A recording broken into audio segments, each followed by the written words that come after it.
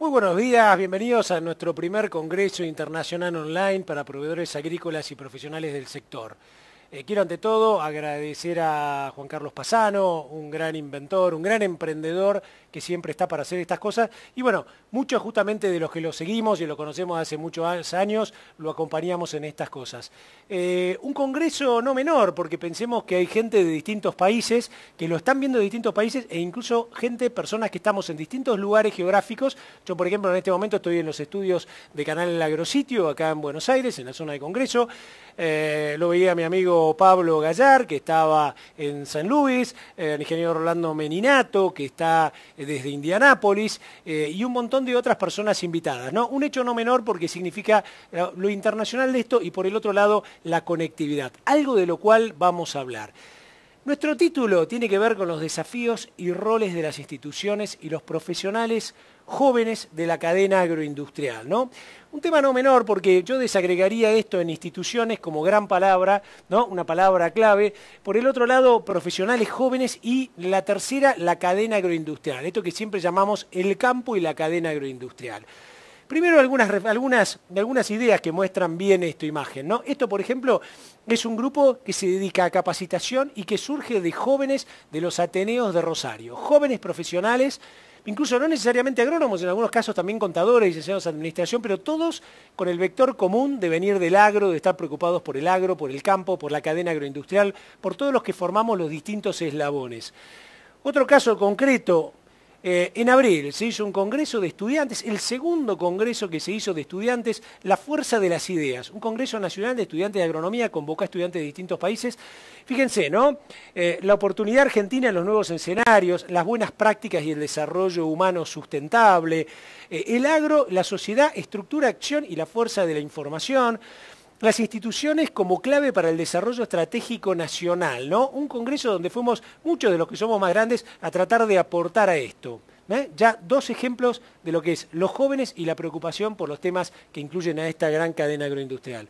Tercero, jóvenes ruralistas que utilizando las nuevas tecnologías se dedicaron a tratar de comprometer a los intendentes en un tema que este año, por lo menos en la Argentina, fue crítico, el tema de los caminos rurales.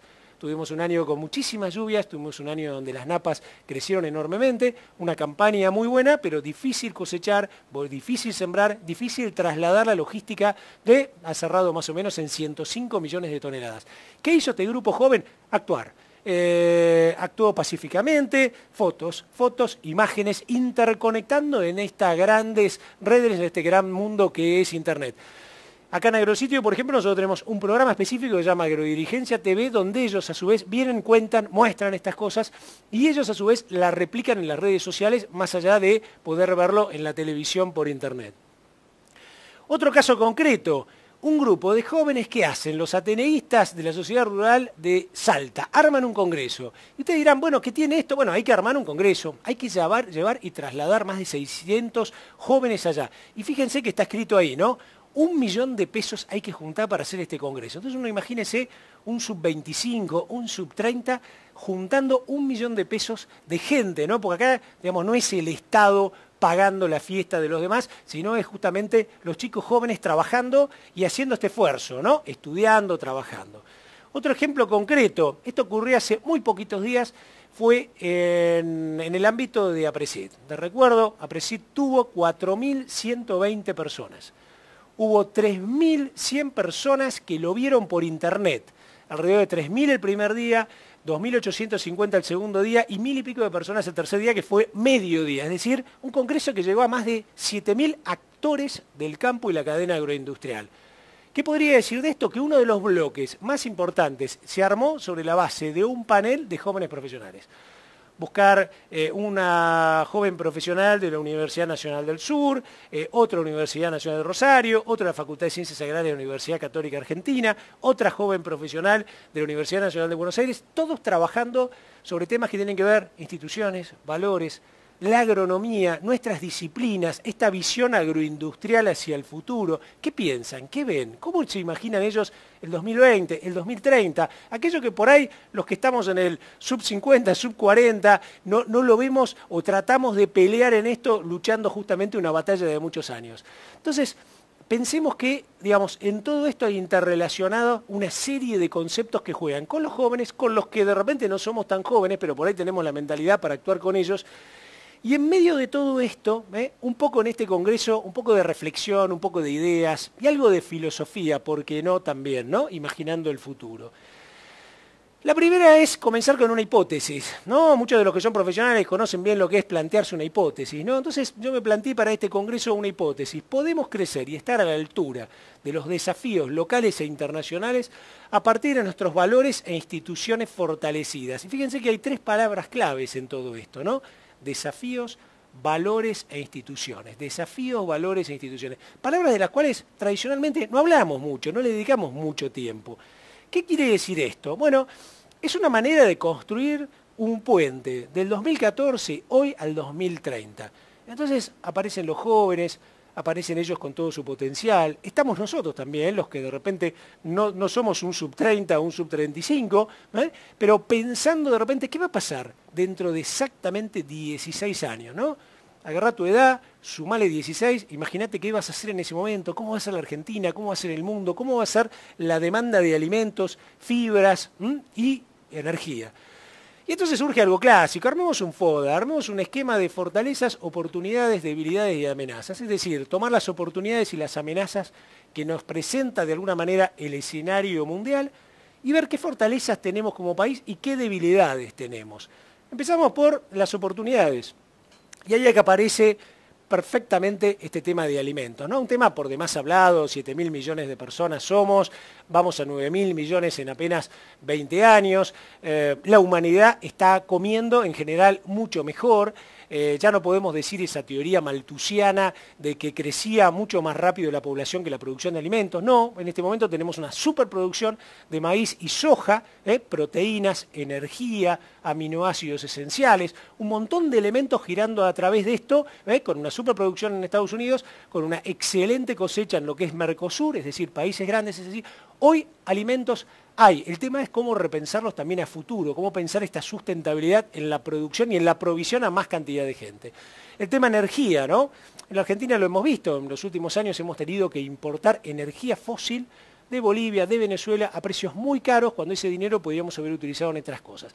Hoy surge entonces todo lo que tenga que ver con la energía proveniente de subproductos o productos de lo que nosotros realizamos. Agua, ambiente, sin lugar a dudas, el agua va a ser un tema crucial. Agua, alimentos van a ser temas claves. No existe mucha agua en el mundo. El 65% de la esfera terrestre es agua, pero de eso solamente el 5% es agua dulce. Quiere decir que el resto es agua salada que habría que tratar a costos muy altos. Y esa agua dulce, a su vez, tiene un incremento en la polución exponencial en el tiempo, con lo cual nosotros, como profesionales del agro, vamos a tener el desafío de decir cómo trabajamos, cómo mejoramos la utilización de esa agua para generar alimentos, fibras y energía. Y por supuesto, el cuidado del ambiente. ¿Cuáles son las amenazas? Bueno, algo que dijimos hace un ratito, ¿no? La contaminación ambiental, los países pobres y quebrados. Ya existen países que prácticamente no tienen salida. Gente de las Naciones Unidas, de FAO, han estudiado países que están prácticamente quebrados. Es decir, habría que hacer una revolución total para cambiarlos. Son países que tienen que estar asistidos todo el tiempo. Las relaciones internacionales, ¿no? Como una amenaza o podría ser una oportunidad si estas relaciones internacionales la humanidad pudiera trabajarlas mejor. Hoy vivimos conflictos en muchas partes, conflictos en Medio Oriente, este conflicto que justamente ataca a Irak, es decir, muchos lugares del mundo donde continúa la guerra, continúa la destrucción de las personas justamente por un tema de relaciones internacionales. ¿Qué fortalezas tenemos nosotros como país? Bueno, esto que yo hablaba al principio, un montón de profesionales conectados, un grupo de gente que a través de un congreso online puede tener la oportunidad de estar en tu casa, en tu computadora, en una laptop, en una tablet, en tu, de repente, teléfono celular, viéndolo en directo, es decir, compartiendo ese conocimiento. ¿Qué otra fortaleza tiene Argentina? Lo que llamamos ventajas comparativas, tener agua, tener temperaturas, tener buenos suelos, tener una riqueza en un ámbito natural y por el otro lado, ventajas competitivas, es decir, esto que hemos hecho en los últimos años, una revolución en genética animal, una revolución en genética vegetal, una revolución en biotecnología, la revolución de la siembra directa, la utilización, digamos, de los mejores modelos de manejo agronómico aplicados al sistema agropecuario.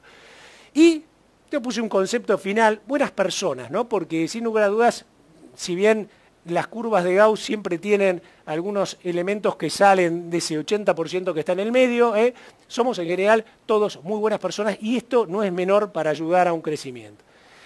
Debilidades, y creo que acá cada uno de nosotros es un poco el piloto del éxito. Nos falta una visión de país agroindustrial. Yo tengo la oportunidad de comunicarme vía Agrositio, esto que es un canal de televisión por internet, que hace 15 o 20 años era una cosa imposible, no existía. El hecho de estar también en radio, comunicarse no solo con la gente del campo, sino con la gente de la ciudad, y no existe todavía la importancia de esa visión agroindustrial. Creo que ahí es donde viene esta oportunidad, los grandes y sobre todo los jóvenes haciendo crecer esta visión. La cultura del trabajo. Está bueno tener planes y cosas que ayuden a los más pobres. Lo importante es cuando uno, en vez de darle siempre de pescado, está tratando de ver cómo le enseña a esa gente a pescar. Es decir, generar una cultura del trabajo, que más gente entre en la actividad privada, generando desarrollo, generando emprendedurismo. Y este concepto de instituciones. Estamos en un conflicto de default, estamos en un conflicto enemistados con muchos países, no aceptamos lo que dice la legislación que nosotros mismos también hemos amalgamado para diferir, para sacar distintos tipos de conflictos que tenemos. Es decir, no estamos pensando que las instituciones son realmente algo importante, ¿no? Los tres poderes, el poder ejecutivo, el poder legislativo, el poder judicial. Bien, salimos del FODE y volvemos a ¿no? ¿Cómo hacemos para pasar ese puente del 2014 al 2030? Pensando justamente en esto, en el rol de los jóvenes, empujando a partir de este análisis de este FODA. Y ahí aparecen palabras, ¿no? Aparece este FODA que nos marcó un poco las oportunidades, las amenazas, las fortalezas y las debilidades. Aparecen los desafíos. ¿Cuáles son los desafíos? ¿Qué es un desafío? Desafío en el fondo es una especie de objetivo que uno se traza y el camino o la trayectoria para lograrlo, ¿no? Juntos generan como una estrategia hacia el logro de determinados objetivos claves. Y la palabra valores son aquellas cosas que nosotros necesitamos para lograr el desafío, ¿no? El valor de la palabra para cumplir las cosas que hacemos, el valor del conocimiento como un elemento clave justamente en todo esto. Bueno, vamos a trabajar desafíos, encontrar esos valores y ver cómo nos orientamos en este puente del 2014 al 2030. Hicimos un listado de 8 desafíos concretos, ¿no? Desafíos productivos que tienen que ver con esta visión de agroalimentos y agroindustria, desafíos en comunicarnos mejor, desafíos en mejorar las instituciones, desafíos en construir las redes. Esto los jóvenes lo conocen perfectamente, y no es solamente por internet o redes que tienen que ver solamente con hardware o software, tienen que ver con redes humanas, un cambio de pensamiento, un cambio de paradigma. La palabra capital social. Cuando un país se debilita, cuando las relaciones entre los países se debilita el capital social.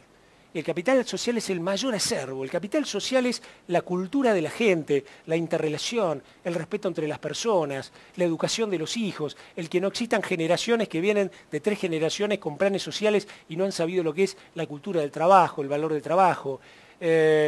Cosas que tienen que ver de repente con el valor de la moneda, para que todos no salgamos a correr porque sentimos que la plata que tenemos en el bolsillo, digamos, no sirve. Es decir, todo este tipo de cosas que hacen a este capital social.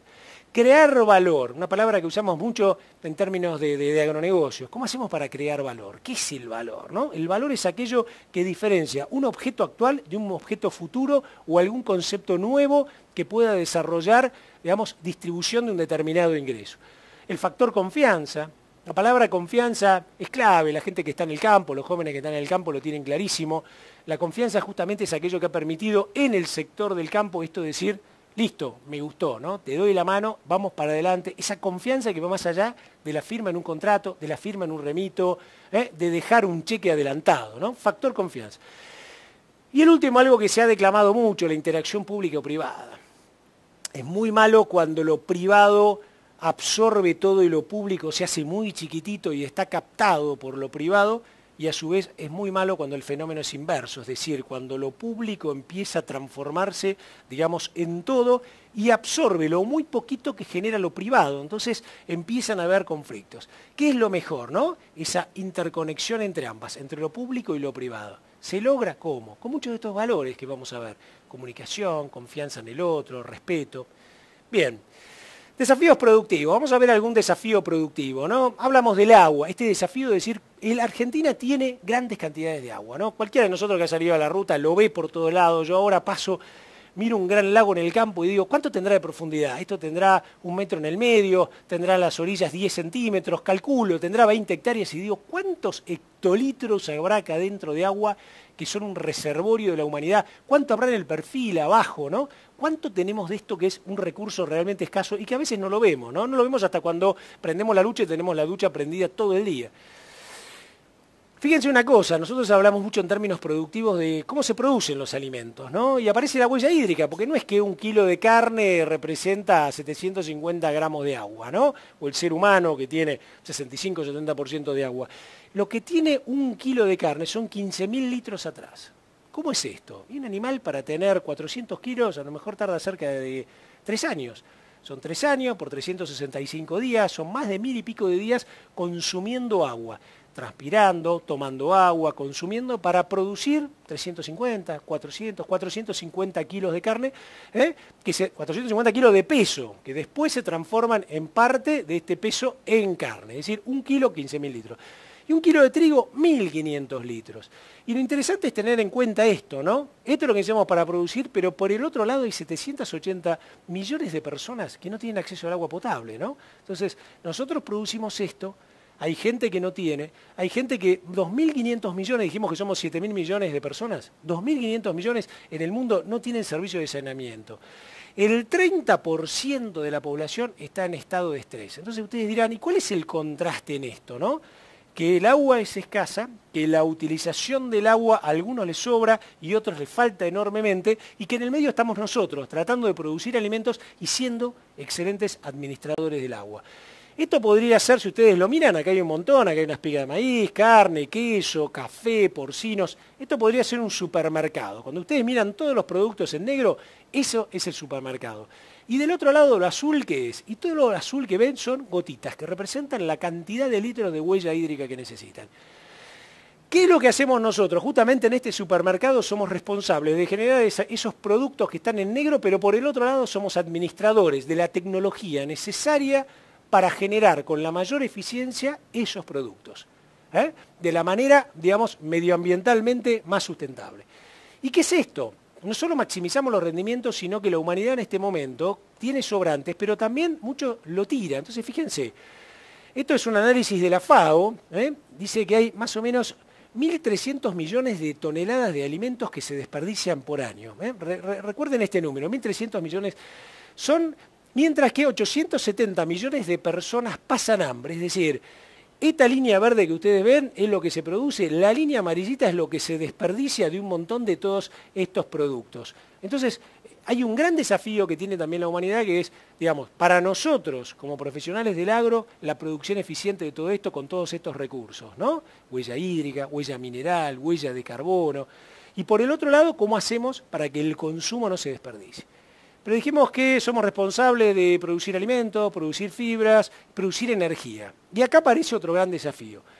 ¿Qué hacemos nosotros? En realidad, cualquiera de ustedes estudió botánica, fisiología vegetal, alguno que hizo cursos de ecofisiología, yo llegué a la conclusión que en realidad somos grandes pensadores de cómo utilizamos la energía solar a través de láminas, de plantas con distintas arquitecturas que se transforman de repente en alimento directo o en alimento indirecto a través de los pastos para generar de repente producción de carne o producir alimento en forma directa. Ahora, esa energía solar también sirve a través de los residuos ganaderos para generar biomasa, y la biomasa es energía.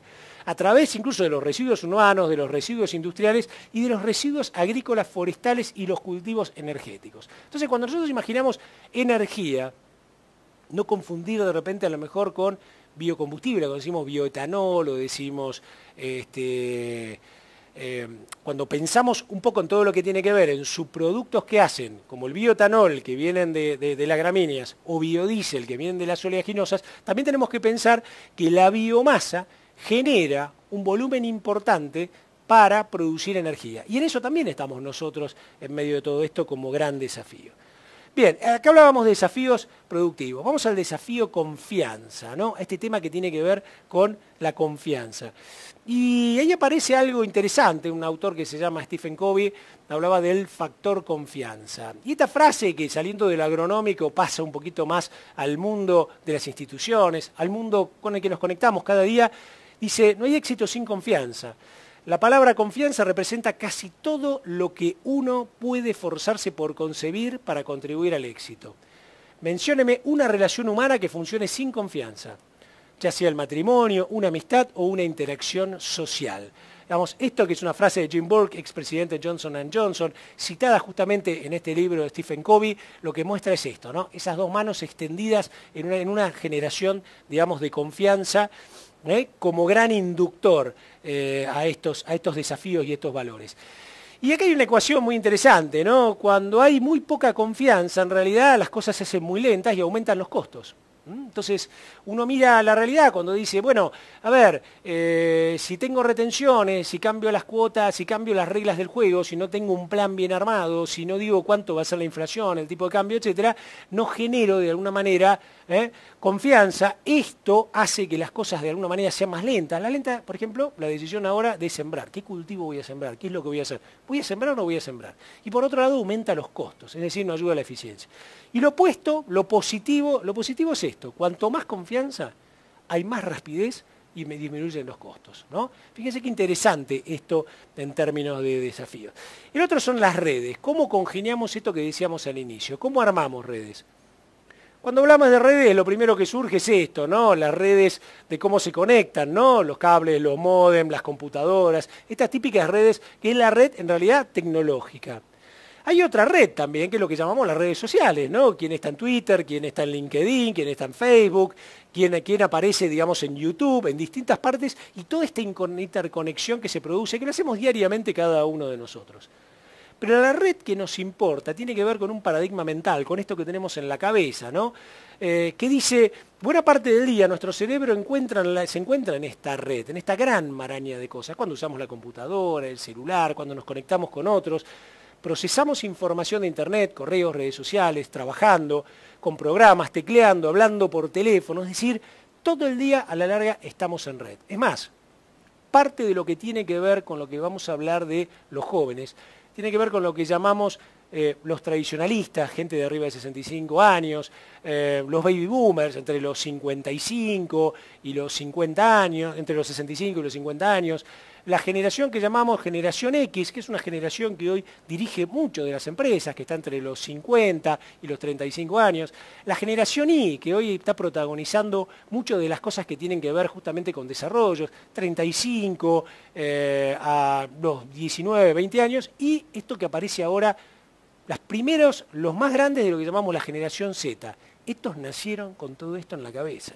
Yo que soy baby boomer no nací con todo esto en la cabeza. Siempre cuento, nací viendo Lassie en canal en blanco y negro, seguramente como algunos de ustedes, los que vivimos en el interior viendo un solo canal que había que poner, digamos, la antena, televisión en un televisor, digamos, en blanco y negro muy chiquito, uno no pasaba los canales, los giraba. Esto ocurrió hace apenas, yo le diría, 25, 30 años, no mucho más de eso. Los que tienen hoy entre 15 y 20 años nacieron con todo, con los principios de Internet, con la conectividad, con los cables, con un volumen de información enorme que les permite prender un televisor y conectarse. Wi-Fi a distintos lados, jugar videojuegos con compañeros y competir con 7, 8 chicos como estamos nosotros conectados a través de todo el mundo, o simplemente abrir 180 canales y elegir qué programa tiene, es decir, una lógica de funcionamiento distinto. Dijimos también la oportunidad de la interacción público-privada. Una realidad, cuando miramos hacia adelante, estas manos que se cruzan significan, tenemos que lograr esto de interactuar en forma juntas, es decir, crear políticas que se respeten y crearlas entendiendo los eslabones de la cadena agroindustrial y a su vez entendiendo aquellas organizaciones o aquellas instituciones que están. Y surge de esta palabra justamente el desarrollo rural, ¿no? Cómo logramos la integración desde el campo, y la agroindustria, ¿no? Incluyendo la mayor cantidad de actores posibles, ¿no? Y aparece esto, integrar, ¿no? Integrar. Integrar es una palabra, digamos, asociativa, cooperativa, colaborativa, no es exclusiva, no es vos o yo, ¿no? Es una palabra que juega más con los grises, con la unión. Y esta palabra de interacción lo que dice es incluir a la mayor cantidad de actores, ¿no? Lo que decíamos, ¿cómo generamos oportunidades para otros? ¿Cómo hacemos que otros también tengan las oportunidades de hacer cosas, de desarrollarse, de formarse? Bueno, esto sin lugar a dudas se interrelaciona con esto que llamamos la interacción público-privada. El capital social, también muy atado a esto que decimos, ¿no? Voy a utilizar algunas frases tradicionalmente. Vamos y le hacemos entrevistas y conversamos con filósofos, con pensadores, con intelectuales, con aquellos que tienen una mirada un poquito más allá del corto plazo y el mediano plazo. Uno de ellos es Santiago Cobaldov, filósofo, ensayista, un gran pensador, un muy amigo del campo que ha estado en muchísimos congresos de CREA y en muchos otros congresos justamente de ruralistas. Y algunas frases que yo destaco de alguna de estas intervenciones con él, ¿no? Nos falta más integración, federalismo y afianzamiento institucional, ¿no? Federalismo, qué palabra, el respeto por las 24 provincias, el respeto por sus decisiones, el no pensar desde el unicato, sino pensar desde la distribución de las decisiones y el pensamiento en red de cada uno de ellos, y la palabra institucional. Y fíjense esta, todavía más filosófica, uno es en virtud de la calidad del vínculo con otro, ¿no? Yo soy en la medida que logro un mejor vínculo con aquel que me rodea. Y sigue pareciendo capital social, interacción público-privada, redes, personas, confianza, un montón de elementos de estos, ¿no? Bien, la comunicación. ¿Qué cosa clave, ¿no? Porque en la comunicación hoy estamos, digamos, avanzamos con muchísima tecnología, pero el tema es, con toda esta tecnología que vimos, la comunicación mejoró, fue para adelante, se detuvo, se mantuvo. Y acá tenemos que hablar, los especialistas en comunicación y los que somos aficionados en esto decimos, en realidad en toda comunicación hay un emisor y un receptor. Y uno diría, ¿y las negociaciones internacionales? Y cuando estamos negociando una deuda, un default, cuando negociamos con otro país, cuando hay alguien que está interaccionando y tiene que pensar cómo se comunica y tiene que pensar qué es lo que el otro está queriendo para, digamos, generar relaciones ganar-ganar, ¿qué es lo que hay? Un emisor que codifica, emite un mensaje, un receptor que decodifica y lo recibe, y en el medio, medios y mensajes. Pero existen ruidos, ¿eh? Cuanto más ruido, ¿qué es un ruido? Cuando nosotros abrimos una tablet y estamos buscando información en los diarios, o estamos buscándola en Agrositio, o en Canal de Agrositio, en algún medio que estemos mirando en algún momento, ¿qué es lo que estamos buscando en realidad? Estamos buscando información. Ahora, si el ruido es más grande que el problema, si el ruido es más grande, el llanto de alguien, el problema que tenemos político, y cada mañana nos levantamos con ese tipo de cosas, es muy difícil que entremos en lo profundo, en lo que realmente vale, en esto que llamamos capital social, interacción público-privada, etc. Hoy estamos en una época gloriosa en términos de lo que podemos llamar una revolución tecnológica, en informática, en robótica, en biotecnología, en microelectrónica, en todo lo que tiene que ver con nanociencias, en telecomunicaciones, en lo que llamamos ciencias de los materiales, ¿no? Yo acá incluyo algo que me gusta mucho, que es pensar que la cadena del maíz genera plásticos y un montón de productos reciclables, ¿no? Entonces uno dice, es una ciencia de los materiales que tenemos que acelerar, ¿no? Dejar algunos productos mucho más químicos y empezar a usar mucho más productos renovables. Y las tecnologías, lo que llamamos TECs, ¿no? Las tecnologías de la información y la comunicación. Esta revolución de la información y las redes sociales, muchos dicen que recién están comenzando. Si usted abre, seguramente, yo como le dije, soy de generación baby boomer, pero abro mi celular y si la cámara de repente me toma, tengo acá mi propio Twitter conectado con un montón de gente. En este momento aparece mi mail acá, tengo mis sitios. Es decir, cualquiera de nosotros en este momento puede estar, acá justamente está abierto el Twitter, conectado a 2.500 personas que en este momento están interactuando, un Bitlit que me permite comunicarme con otro. Es decir, esto es una red social. Y uno dice, bueno, acá llegó el límite, no, esto recién empieza. Hay muchas de estas cosas que todavía desconocemos y cuáles pueden ser sus alcances. Yo hace poquito desconocía la segunda lámina que le mostré, que un grupo de jóvenes de todo el país, en un gran movimiento federal, podían estar enviándose vía Twitter a un montón de referentes que las rutas y los caminos rurales, pese a que estaban pagando impuestos, estaban totalmente destrozados. Y que ese es un costo que impide generar o aprovechar ingresos y genera, de alguna manera, costos de confianza de capital social. Fíjense qué interesante esto, ¿no? Esto que leía una vez, muy bueno, que dice, en el periodo colonial las noticias desde Europa llegaban con mucha demora, ¿no? Imagínense, 1810. La Junta de Sevilla se disuelve. La Junta de Sevilla, que es la que genera de alguna manera todo el conflicto en España y de la cual dependíamos, se disuelve en enero de 1810, ¿no? Cisneros, que era el que estaba, digamos, acá como virrey, se entera tarde. Y sí, no hay duda. Ahora, imaginémonos que hubiera pasado, cómo se hubiera adelantado la revolución y todo hubiera sido, si hubiera existido Twitter en mayo, ¿no? O sea, sin duda que si esto hubiera sido en enero, a las 24 horas hubiéramos tenido una revolución de mayo, una independencia mucho más anticipada. Es decir, hace 200 años las cosas ocurrían 5 meses después, ¿no? Fijémonos lo que es esta revolución de las comunicaciones. En solo 60 segundos nosotros le generamos millones de cambios en Internet. En solo 60 segundos Google tira más de 1.000.000 de resultados. En solo 60 segundos se publican más de 10.000 imágenes en el sitio Flipboard. Se suben más de 1 hora de videos en YouTube. Se envía más de 200.000 millones de correos electrónicos en el mundo. Y yo digo este dato y seguramente este dato ya debe ser antiguo. Todo hoy se mira, todo se piensa, todo se puede mejorar. Esto que está acá, algunos lo conocerán, es un Google Analytics. ¿Qué hace esto? Mide, por ejemplo, yo le mencionaba Canal Agrositio, con esto se mide acá cuánta gente entra, qué mira y a qué hora. Por ejemplo, una curva típica es tratar de medir a qué hora está conectada las personas. Y ustedes dicen, ¿y para qué sirve todo esto? Porque uno ya sabe, ya audita qué es lo que la gente más quiere, más necesita, qué es lo que los profesionales más necesitamos para informarnos día a día, cómo logramos comunicarnos mejor. Twitter, ¿no? Facebook, todas estas redes que nos permiten compartir conocimientos. Y la gran pregunta es, ¿cómo creamos valor? ¿Cómo hacemos para crear esta palabra que se llama valor, ¿no? ¿Cómo hacemos para... Ricky Negri de Acrea una vez decía muy bien, cuando trabajamos desde el campo y estamos logrando más rendimientos y estamos aplicando biotecnología, genética de primera, fitosanitarios sustentablemente utilizados, lo que estamos haciendo es agregando valor desde el origen. Y después está cómo yo hago valor agregado, es decir, cómo ese maíz, como yo decía hace un rato, lo transformo a través de las ciencias de los materiales en otro tipo de producto.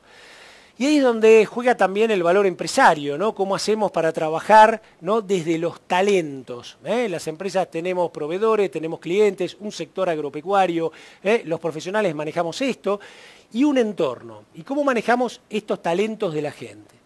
Y el entorno, en este ámbito de capital social, tiene que ver con la sociedad, las instituciones, el Estado, las universidades, las ONG. Esto que a veces nos olvidamos nos interconecta para crear valor todos los días, así como les mostraba al principio ese Congreso de los Jóvenes Institucionales. También ayuda a crear valor las instituciones por cadena, ¿no? Esto que aparecen acá, las imágenes de Maizar, de Asagir, de Axoja, de Argentrigo, del IPCBA, un montón de estas asociaciones con múltiples protagonistas. Valores, sin duda que, como decíamos al principio, una de las cosas más importantes en este mundo intercambiante, ¿no? Y este mundo tan rápido, para trabajar sobre esos desafíos que tenemos adelante es qué valores necesitamos las personas. Y ahí aparecen los talentos, las relaciones ganar-ganar, la gestión, la honestidad, el trabajo en equipo, el emprendedurismo y la irrupción de la generación Y. Talento. Ya no hace falta solo conocimiento y competencia, ¿no? Hace falta también ese talento, que es la mezcla de ambas cosas en las personas. Esto hablando sobre todo en términos de los jóvenes. Muchos decimos actitud y aptitud. Ser apto para una tarea como agrónomo, como profesional del agro, y por el otro lado, tener la actitud, ¿no? Para poder lograrlo. Relaciones ganar-ganar. Si nosotros pensamos en yo gano, vos perdés, no sirve. Es decir, ¿cómo hacemos para ganar-ganar entre las partes? Un cuadrante donde vos y yo vamos acá, a un pacto en el cual no es que perdemos los dos, ni perdés vos, ni pierdo yo. Ganamos los dos. Relaciones ganar-ganar en términos de valores. El valor del emprendedurismo, una palabra clave y que tiene que ver también con esta interacción público-privado.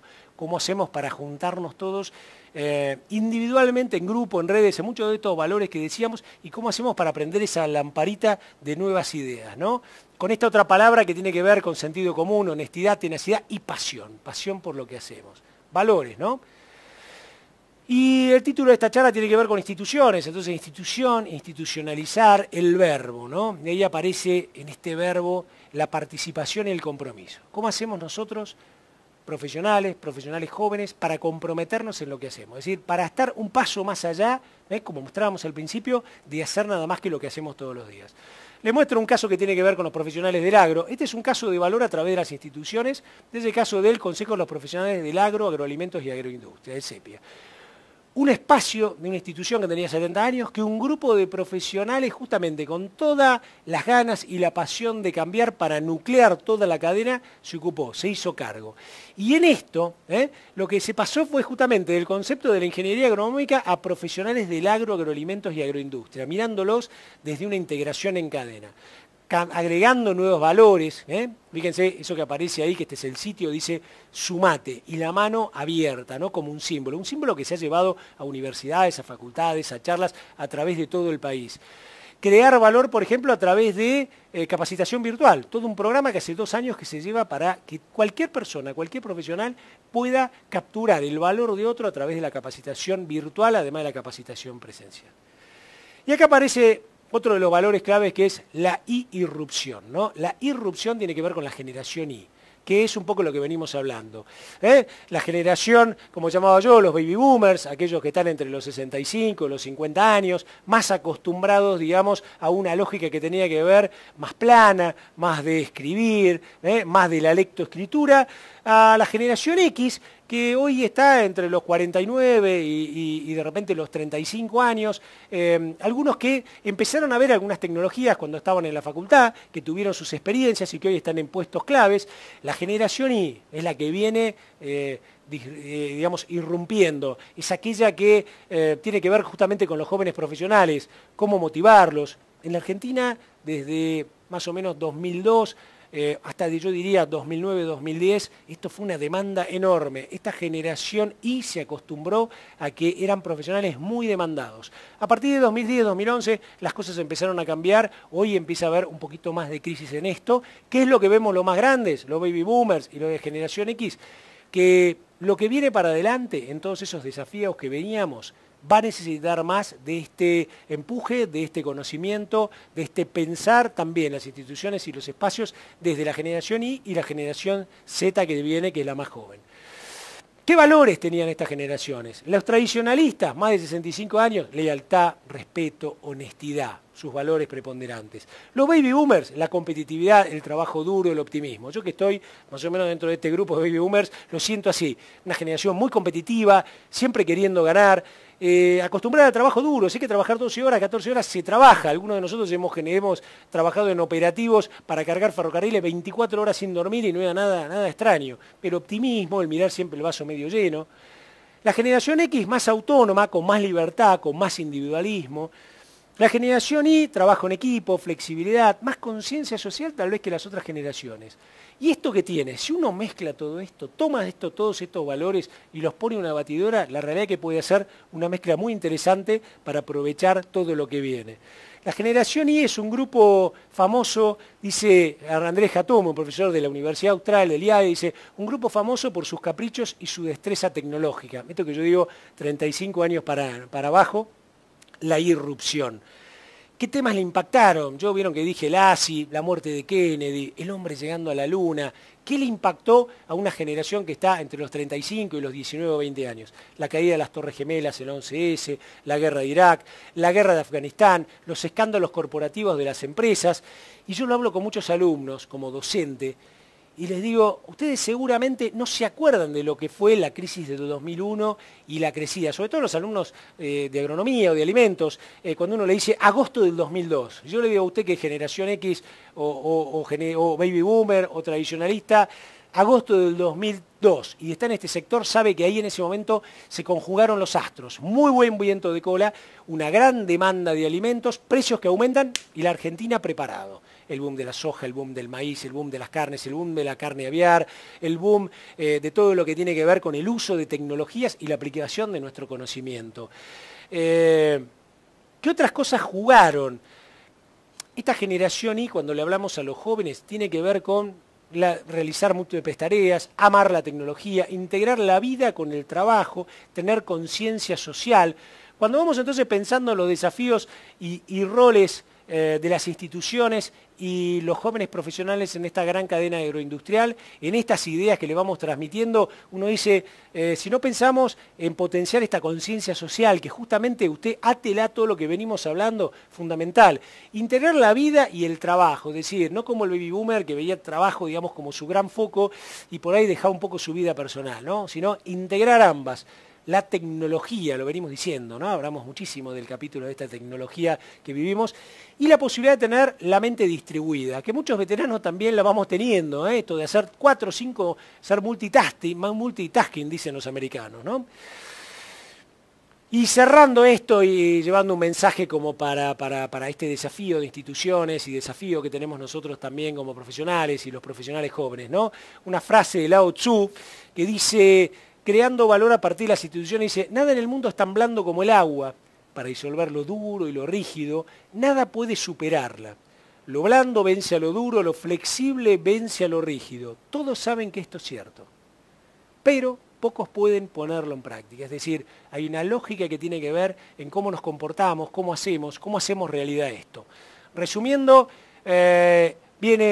tenemos, digamos, un presente sin lugar a dudas todavía para remar mucho. Tenemos por delante el gran desafío de crear más instituciones, de participar, de tener este rol. Tenemos el desafío de entender todo lo que tenemos como grandes oportunidades, potenciar esto que tiene que ver con la interacción público-privada y capturar a través de nuestro conocimiento la mayor cantidad de valor posible que pueda ser redistribuido, no por 1 o 4 que tienen un Excel y dictaminan a quién hay que distribuir, no, codistribuido entre todos los actores pensando que cada uno también tiene que agregar valor. No puede haber uno que arrastre la mochila y atrás tenga 25 colgados. Tenemos que pensar que el rol es de todo, cada uno como protagonista. Los que nos recibimos hace algunos años sabemos que las ciencias agrarias, la agronomía, todo lo que tenía que ver con toda esta gran ciencia, era muy difícil, éramos considerados filósofos, ¿no? Éramos como algo más utópico. Nunca vi en los últimos, les diría, 30 años, tantas oportunidades como las que existen hoy para crear valor, tanto para los jóvenes, para los más grandes, y para tratar justamente, como decíamos al principio, brindar en forma sustentable energía, brindar todo lo que tiene que ver con alimentos, fibras, pensando también que esta sustentabilidad nace de ser productiva y económica, nace de ser medioambiental amiga, mente amiga con todo lo que nosotros hacemos y sobre todo socialmente sustentable. Muchísimas gracias por estar con nosotros en este congreso. Cualquier duda, estamos acá para charlarla y conversarla. Nos seguimos viendo.